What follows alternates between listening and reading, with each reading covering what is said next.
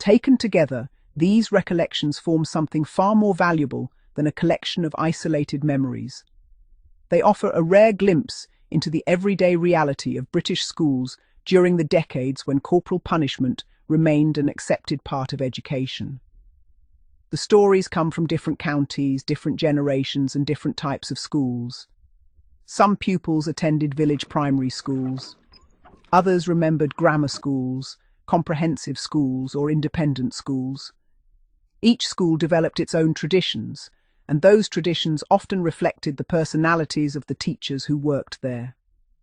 That explains why the experiences vary so greatly. One former pupil might remember girls regularly receiving the slipper alongside boys.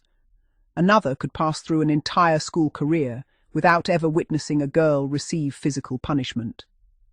Neither account necessarily contradicts the other.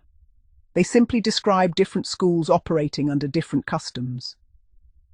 Throughout the recollections, one point appears remarkably consistent. Teachers were generally expected to maintain firm discipline.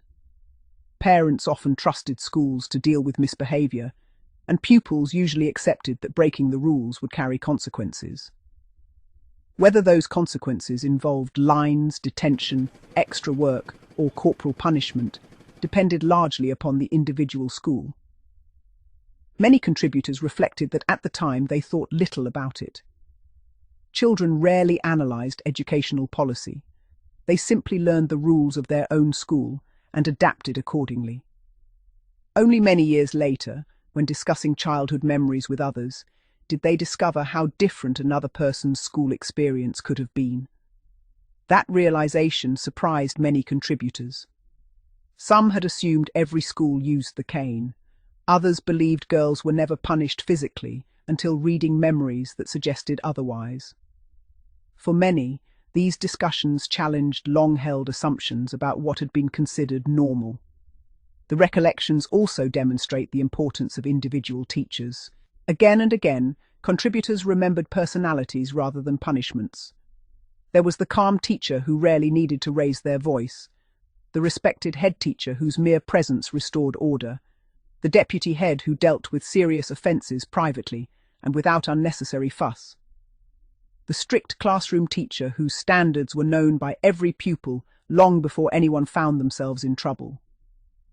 These individuals shaped the atmosphere of their schools far more than any written rulebook ever could. It is equally striking how often contributors judged teachers not by whether they used corporal punishment, but by how they used it.